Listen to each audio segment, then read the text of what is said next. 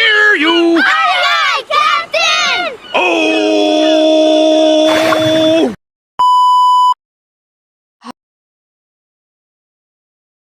Bismillahirrahmanirrahim. Assalamualaikum warahmatullahi wabarakatuh. Perkenalkan, nama saya Juwariati, NIM 210102029, kelas 5C. Jadi video kali ini saya akan mempresentasikan artikel saya dengan temanya yaitu stereotip bahasa, bagaimana stereotip sosial dan terkait penggunaan bahasa mempengaruhi komunikasi. Pendahuluan. Budaya dan komunikasi merupakan dua hal yang tidak dapat dipisahkan, di mana setiap budaya mempunyai cara berkomunikasi yang berbeda satu sama lain. Budaya sebagai cara hidup secara menyeluruh dari sebuah masyarakat akan terlihat secara terus-menerus dari generasi ke generasi berikut melalui komunikasi. Sementara itu, proses komunikasi yang dilakukan oleh siapapun tidak terlepas dari budaya utama mereka.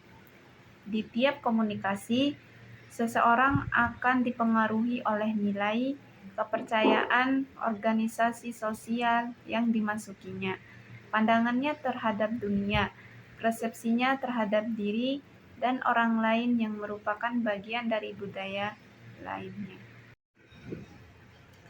Pembahasan 1.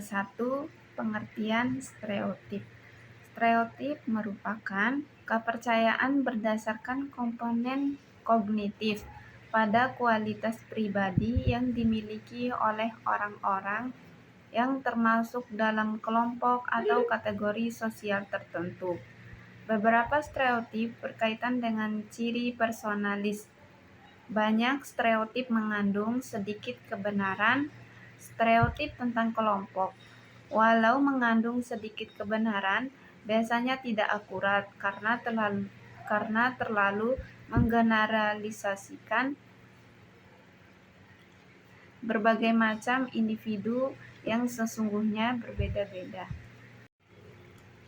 Stereotip memiliki beberapa definisi menurut para ahli. Banerjee menunjukkan bahwa konsep stereotip mengacu pada keyakinan, pengetahuan, serta harapan mengenai kelompok sosial. Sedangkan menurut McRae, Stangor, dan Helston menggambarkan stereotip sebagai representasi tentang dunia yang mempengaruhi pemilihan informasi tentang anggota kelompok sosial serta perilaku sosial mereka. 2. Jenis-jenis stereotip. 1. Stereotip rasial. Contohnya itu anggapan yang menyamaratakan sifat atau kemampuan individu berdasarkan ras atau etnis. Contohnya itu orang Aceh mengatakan ketika pertama kali berbicara dengan orang Medan, mereka merasa seperti sedang dimarahi. Padahal orang Medan memiliki gaya komunikasi yang blak-blakan, suara tinggi, frontal, dan impulsif, dengan mengatakan bahwa orang Medan orangnya kasar. Orang Aceh sulit membedakan berbicara dengan keras dan mempunyai sifat kasar. 2. Stereotip gender. Asumsi umum terkait peran atau kemampuan berdasarkan jenis kelamin. Contohnya itu laki-laki sebagai manusia yang superior dan sedangkan perempuan sebagai manusia inferior. 3. Stereotip usia. Generalisasi tentang seseorang berdasarkan usia mereka. Contohnya, bahwa orang tua kurang mampu menguasai teknologi atau generasi muda lebih malas. Yang keempat, stereotip sosial ekonomi. Pandangan yang menyamaratakan kemampuan atau karakter seseorang berdasarkan kelas sosial ekonomi. Contohnya, orang miskin sering dianggap malas, padahal enggak semua. Nah, yang terakhir, yang kelima, stereotip budaya. Menggeneralisasi kebiasaan atau perilaku berdasarkan asal budaya seseorang. Contohnya itu, selain orang di mahkota, stereotifikasi peyoratif juga diutarakan para peneliti barat yang menggambarkan laki-laki Donggo sangat temperamental, keras kepala, susah diatur. Mereka juga cepat sekali berbenturan dan mengancam satu sama lain. 3. Faktor yang mempengaruhi dan pembentukan stereotip. Faktor-faktor yang mempengaruhi dan pembentukan stereotip meliputi yang pertama, pengaruh keluarga. Contohnya itu, anak perempuan sering diajarkan bahwa mereka harus pandai memasak. Sementara anak laki-laki tidak perlu belajar keterampilan tersebut. Ini mempengaruhi pembagian peran membatasi potensi masing-masing anak. 2. Teman sebaya. Contohnya itu, peran yang dipegang seorang individu dalam kelompoknya akan menguatkan pandangan terhadap dirinya, sehingga akan membentuk konsep diri ke arah positif atau negatif. Penerimaan atau penolakan dalam kelompok teman sebaya mungkin mempunyai pengaruh yang dalam pada pandangan tentang dirinya.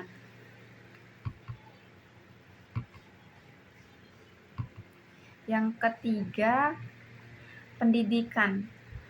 Contohnya saya ambil anak SMA Negeri 2 Baru menunjukkan bahwa siswa memiliki stereotip negatif terhadap guru BK. Misalnya ini siswa kelas 12 jurusan IPS cenderung sekali melabelkan guru BK sebagai guru yang seram dan menakutkan. Hal ini disebabkan oleh kurangnya pengawasan dan perhatian khusus dari guru BK terhadap siswa, serta karakter siswa yang keras dan menganggap perilaku agresif sebagai wajar. Yang keempat, media massa. Masyarakat memiliki ekspektasi kultural tertentu yang dilekatkan pada sikap dan perilaku laki-laki dan perempuan. Jenis kelamin biologis digunakan untuk mengkonstruksi sebuah kategori bagi yang terdiri dari dua oposisi, yaitu kategori gender. Ekspektasi-ekspektasi tersebut kemudian diekspresikan sebagai stereotip peran gender, seperangkat sifat dan perilaku yang dilekatkan pada laki-laki dan perempuan. Biasanya akan menentukan bahwa laki-laki memiliki sifat dan perilaku tertentu. Nah, sedangkan perempuan memiliki sifat dan perilaku lain yang berlawanan, seperti stereotip gender perempuan yang diasosiasikan dengan konsep emosional, bisa memasak, keibuan, kebersihan, lemah lembut, dan sebagainya. Maka laki-laki akan diasosiasikan dengan konsep lainnya yang berlawanan, seperti laki-laki merupakan sosok yang logis, tidak bisa memasak, harus bekerja, kuat, dan sebagainya. Dampak stereotip pada komunikasi. Stereotip dapat memiliki berbagai dampak negatif pada komunikasi, antara lain. Yang pertama, prasangka dan diskriminasi. Stereotip sering memicu prasangka yang dapat mengarah pada diskriminasi terhadap kelompok tertentu. Yang kedua, kesalahpahaman. Generalisasi tentang karakteristik budaya dapat menyebabkan kesalahpahaman, mengurangi efektivitas komunikasi. Yang ketiga, pengabaian kekayaan budaya. Stereotip menyampaikan pandangan terhadap keragaman budaya, menghalangi kesempatan untuk belajar dari perbedaan. Yang keempat, hubungan antar budaya yang buruk. Stereotip dapat merusak hubungan antar budaya yang menciptakan ketegangan. 5. Menghindari konflik dengan komunikasi antar budaya. Untuk menghindari konflik dalam komunikasi antar budaya, beberapa langkah yang dapat diambil sebagai berikut.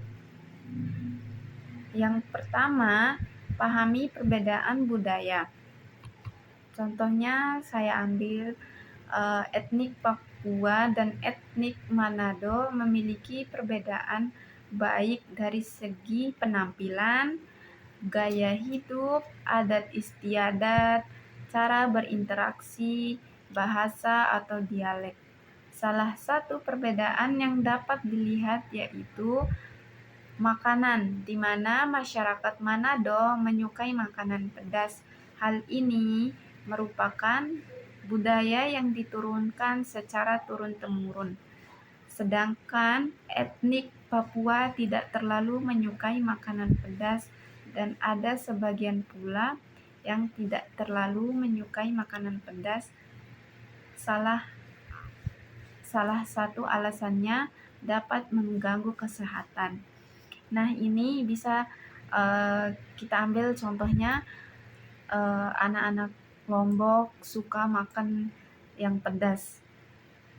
Biasanya gitu. Nah, mereka itu pastinya mereka makan juga sama teman-temannya yang dari luar daerah, contohnya seperti temannya yang dari Bima. Nah, sedangkan orang-orang Bima kan enggak semuanya bisa makan yang pedas, contohnya saya. Yang kedua, gunakan bahasa yang jelas. Contohnya Saprija yang berprofesi sebagai pekerja di rumah makan Padang. Ketika pertama kali ia berkomunikasi dengan masyarakat lokal Garut yang merupakan pembeli, menyebutkan bahwa percakapan dimulai olehnya dengan menggunakan bahasa Indonesia, serta kesan yang baik diterimanya dari masyarakat lokal.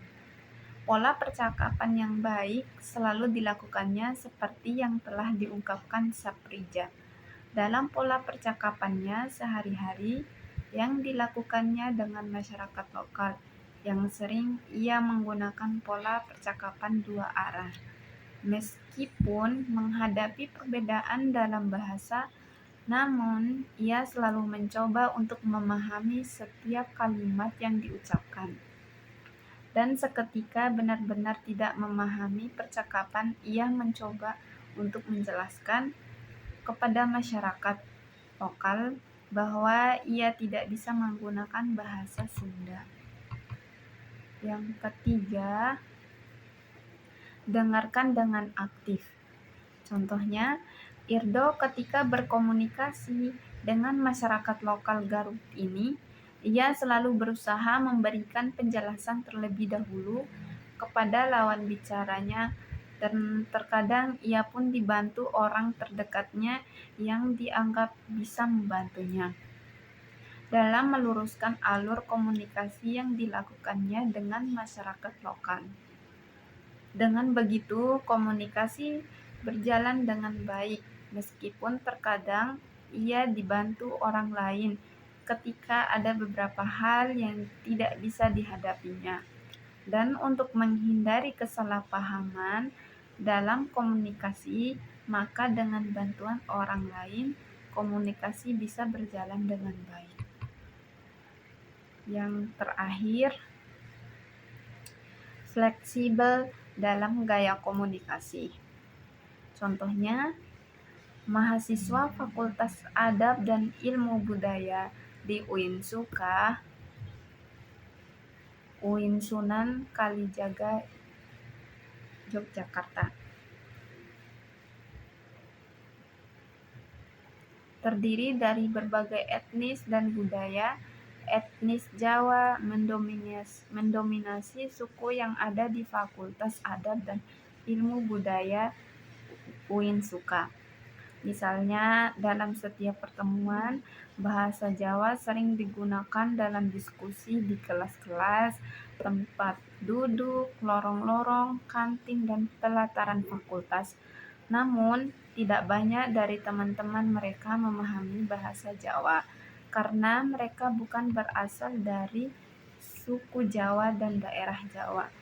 Dalam posisi seperti ini, mereka harus beradaptasi dengan teman-teman etnis lokal agar mereka tidak teraliniasi oleh lingkungan baru.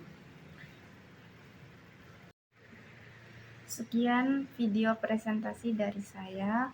Wallahul muwaffiq ila aqwamit thoriq. Wassalamualaikum warahmatullahi wabarakatuh.